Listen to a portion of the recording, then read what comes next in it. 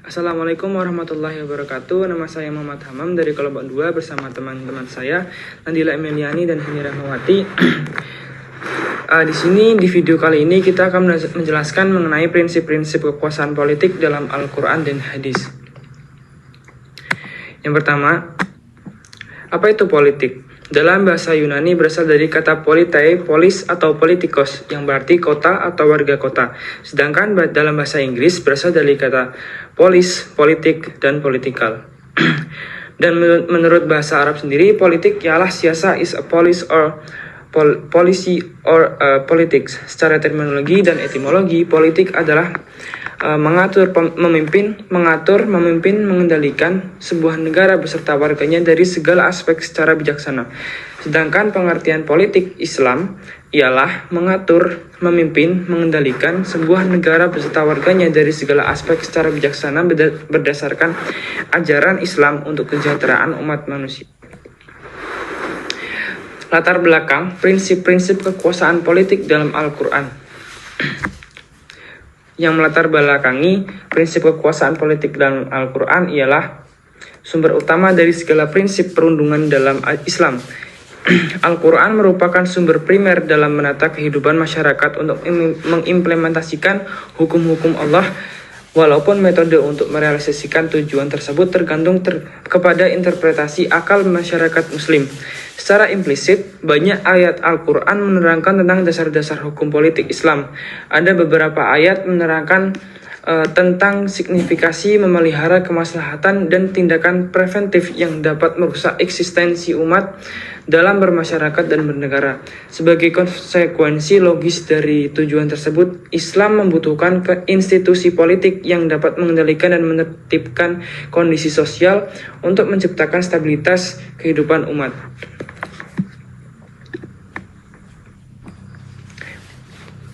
Lalu, apa saja prinsip-prinsip kekuasaan politik dalam Al-Quran? Yang pertama yaitu prinsip kedaulatan. Prinsip kedaulatan merupakan kekuatan tertinggi dalam suatu negara. Kedaulatan yang mutlak atau legal adalah milik Allah. Kedaulatan tersebut dipraktikkan dan diamanahkan kepada manusia selaku khalifah di muka bumi. Prinsip kedaulatan adalah al-hukmiyah yang dapat ditemukan dalam Al-Quran surat Yusuf ayat 40. Kemudian Abu al-A'la al-Maududi menyebutkan kedaulatan adalah asas pertama dalam teori politik Islam. Dalam bukunya Its Meaning and Message tahun 1976 menyebutkan bahwa kepercayaan terhadap keesaan atau tauhid dan kedaulatan Allah adalah landasan dari sistem sosial dan moral yang dibawa oleh Rasul Allah. Kepercayaan itulah yang merupakan satu-satunya titik awal dari filsafat politik dalam Islam. Kedaulatan ini terletak di dalam kehendaknya seperti yang dapat dipahami dari syariah. Syariah sebagai sumber dan kedaulatan yang aktual dan konstitusi ideal tidak boleh dilanggar. Sedangkan masyarakat Muslim yang diwakili oleh konsensus rakyat ijma' al-ummah memiliki kedaulatan dan hak untuk mengatur diri sendiri. Lalu prinsip yang kedua ialah prinsip keadilan. Prinsip keadilan adalah kunci utama dalam menyelenggarakan politik di dalam sebuah negara. Keadilan dalam hukum menghendaki setiap warga negara memiliki kedudukan yang sama di mata hukum. Prinsip keadilan di dalam Al-Quran ditemukan dalam surat An-Nisa ayat 58 dan 135. Yang artinya kurang lebih, sungguh Allah menyuruhmu menyampaikan amanat kepada yang berhak menerimanya, dan apabila kamu menetapkan hukum di antara manusia, hendaknya kamu menetapkannya dengan adil. Sungguh Allah sebaik-baik yang memberi pengajaran kepadamu.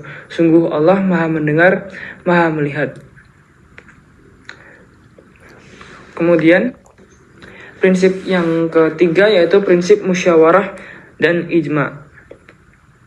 Kata musyawarah berasal dari bahasa Arab yaitu syawara yang artinya berunding, ulun rembuk atau mengajukan sesuatu. Dalam tata negara Indonesia dan kehidupan modern, musyawarah dikenal dengan sebutan syura, rembuk desa, kerapatan negara, bahkan demokrasi. Dalam Kamus Besar Bahasa Indonesia atau KBBI, musyawarah merupakan pembahasan bersama dengan maksud mencapai keputusan atau penyelesaian masalah. Jika merujuk pada ayat Al-Quran yang yaitu surat An-Nisa ayat 135, yang artinya kurang lebih, wahai orang-orang yang beriman, jadilah kamu penegak keadilan, menjadi saksi karena Allah, walaupun terhadap dirimu sendiri, itu terhadap ibu bapak atau kaum kerabatmu. Jika dia yang terdakwa kaya ataupun miskin, maka Allah lebih tahu kemaslahatan kebaikannya, dan seterusnya. Jika merujuk pada ayat tersebut, oleh Al-Quran di atas, ayat pada Al-Quran di atas, tidak ada isyarat khusus kepada siapa musyawarah dilakukan dan juga bagaimana pola dan teknisnya. Oleh karenanya, Rashid Ali Muhammad berpandangan bahwa syura dapat dilakukan dengan seluruh rakyat, baik yang pro maupun kontra dengan rezim penguasa. Syura tidak terbatas pada satu kelompok masyarakat tertentu, sebagaimana pandangan Rashid Ridha dan Ja'far al-Sadiq dalam tafsir mereka. Sebab ketika hati pemimpin keras, tidak mau menerima saran dan bermusyawarah, maka dipastikan rakyat akan lari dari penguasa tersebut. Lari itu dapat berbentuk sikap tidak lagi memilih pemimpin atau partai tersebut dalam pemilu yang akan datang atau bentuk lainnya. Kemudian prinsip yang keempat, yaitu prinsip persamaan. Warga negara yang non-muslim memiliki hak-hak sipil yang sama, karena negara ketika itu adalah negara ideologis. Maka tokoh-tokoh pengambilan keputusan yang memiliki posisi kepemimpinan dan otoritas ulu al-amr, mereka harus sanggup menjunjung tinggi syariah dalam sejarah politik Islam. Prinsip dan kerangka kerja konstitusional pemerintah seperti ini termaktub dalam Konstitusi Madinah atau Piagam Madinah pada era kepemimpinan Rasulullah di Madinah yang mengayomi masyarakat yang plural. Prinsip persamaan ini ditemukan dalam Quran Surat Al-Hujurat ayat 10 yang berbunyi, kurang lebih artinya, sesungguhnya orang-orang mukmin itu bersaudara, karena itu damaikanlah antara kedua saudaranya yang berselisih dan bertakwa kepada Allah, agar kamu mendapat rahmat. Quran Surat Al-Hujurat ayat 13. Pada ayat lain, wahai manusia, sungguh kami telah menciptakan kamu dari seorang laki-laki dan seorang perempuan. Kemudian kami jadikan kamu berbangsa-bangsa dan bersuku-suku agar kamu saling mengenal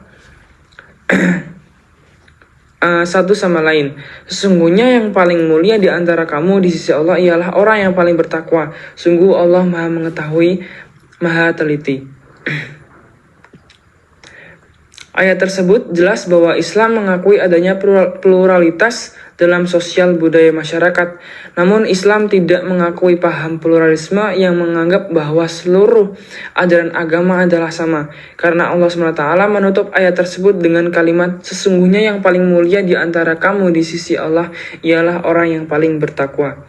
Artinya kebaikan dan kebenaran terdapat dalam agama, bukan akal dan perasaan manusia. Hak dan kewajiban negara dan rakyat. Semua warga negara memiliki hak-hak yang perlu dilindungi. Beberapa hak warga negara yang perlu dilindungi antara lain jaminan terhadap keamanan pribadi, harga diri dan harta benda, kemerdekaan untuk mengeluarkan pendapat dan berkumpul, hak untuk mendapatkan pelayanan hukum secara adil tanpa adanya diskriminasi, hak untuk mendapatkan pendidikan yang layak, hak mendapatkan pelayanan medis dan kesehatan, hak mendapatkan keamanan untuk melakukan aktivitas-aktivitas ekonomi. Prinsip hak dan kewajiban negara dan rakyat ditemukan dalam Al-Quran Surat An-Nisa ayat 59 yang berbunyi, yang artinya, wahai orang-orang yang beriman, taatilah Allah dan taatilah Rasul dan ulil amri di antara kamu. Kemudian jika kamu berbeda pendapat tentang sesuatu, maka kembalikanlah kepada Allah dan Rasul. Jika kamu beriman kepada Allah dan hari kemudian, yang demikian itu lebih utama bagimu dan lebih baik akibatnya. Prinsip amar ma'ruf nahi munkar. Amar ma'ruf nahi munkar adalah sebuah mekanisme check and balancing dalam sistem politik Islam. Sistem ini terlembaga dalam ahlul hilm wal aqd atau parlemen, wilayah al-hisbah, serta wilayah al-qadha. Seorang pemimpin dalam pandangan mayoritas Islam bukan seorang yang suci. Oleh karenanya sangat mungkin untuk diskreditasi dan dinasihati. Prinsip amar ma'ruf nahi munkar ditemukan dalam Quran surat Al-Imran ayat 104 yang artinya, dan hendaklah di antara kamu ada segolongan orang yang menyeru kepada kebajikan, menyuruh yang ma'ruf dan mencegah dari yang munkar, dan mereka itulah orang-orang yang beruntung. Ma'ruf adalah segala perbuatan yang dianggap baik oleh syara serta mendekatkan kita kepada Allah. Sedangkan mungkar ialah segala perbuatan yang dianggap jelek oleh syara serta menjauhkan kita daripadanya.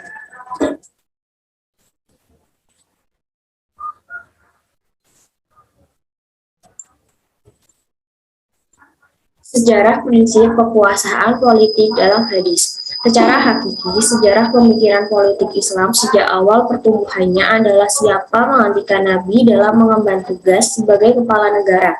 Kemudian terus beruntun secara aliran, mazhab, atau fiqh. Dengan demikian, ilmu kalam, ilmu fiqh, dan ilmu tasawuf menjurus pada persoalan aliran atau mazhab. Pada zaman modern, ketika umat Islam dihadapkan pada tantangan kolonialisme dan modernis dalam segala aspek dan seginya, masalah aliran pemikiran politik Islam menjadi semakin rumit. Di kalangan umat Islam terdapat berbagai gerakan pemikiran politik, di antaranya gerakan kiri radikal dan gerakan kanan liberal. Ada gerakan yang berbau komunis dan yang sekuler. Bahkan aliran yang berasal dari Islam tetapi kemudian melawan Islam seperti aliran Bahai dan Ahmadiyah Qadiani. Prinsip-prinsip kekuasaan politik dalam hadis. Nah, di sini saya akan menjelaskan apa saja sih yang termasuk prinsip-prinsip kekuasaan politik yang terkandung dalam hadis. Yang pertama yaitu siapa penguasa. Apabila kita membicarakan tentang kepala negara, maka kita tidak terlepas dari kedaulatan dan kekuasaan, baik menurut pengertian Islam maupun pengertian Barat. Tentang siapa sih pemimpin umat atau siapa sih yang mengurusi umat, Nabi SAW pernah bersabda yang artinya adalah Bani Israel, mereka diurusi disiasahkan urusannya oleh para nabi, tasahulumul anbiya. Ketika seorang nabi wafat, nabi yang lain akan menggantikannya. Tidak ada nabi setelahku, namun akan ada banyak para khalifah. Menurut hadis riwayat Bukhari dan Muslim. Dan prinsip yang kedua yaitu bagaimana menetapkan atau mengangkat penguasa. Praktik pengangkatan khalifah atau kepala negara dalam Islam tidak selalu sama dan tidak selalu seragam dengan sejarah Islam.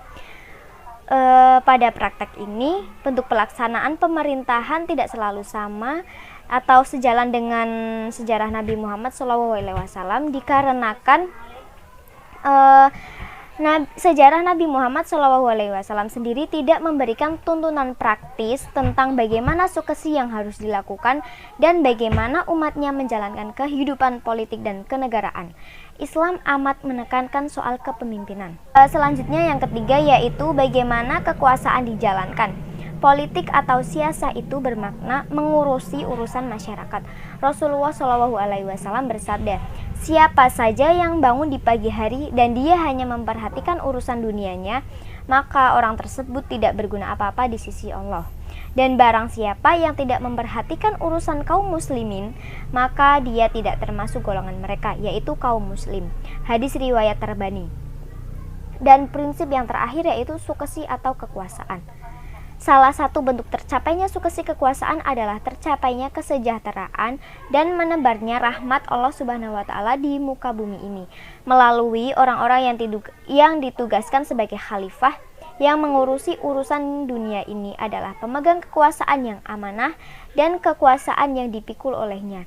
Dengan demikian, Nabi pernah bersabda, di antara 7 golongan yang mendapat naungan dari Allah Subhanahu wa Ta'ala di akhirat nanti adalah pemimpin yang adil dan amanah, dimanapun pada saat itu tidak ada naungan selain dari naungannya. Semua manusia adalah pemimpin, yang berarti mereka memiliki amanah yang harus dijaga. Jika seseorang tidak terlihat memiliki sesuatu yang dipimpin atau tidak terlihat sebagai pemimpin atau khalifah di muka bumi, setidaknya dia memimpin dirinya sendiri. Artinya Allah memberikan amanah untuk menjaga dirinya dari semua hal yang dilarang Allah Subhanahu wa Ta'ala. Mungkin itu saja yang bisa kami sampaikan dari kelompok 2. Barangkali ada yang ingin ditanyakan, bisa langsung ke WA grup Fikih Siasah kelas D. Terima kasih. Wassalamualaikum warahmatullahi wabarakatuh.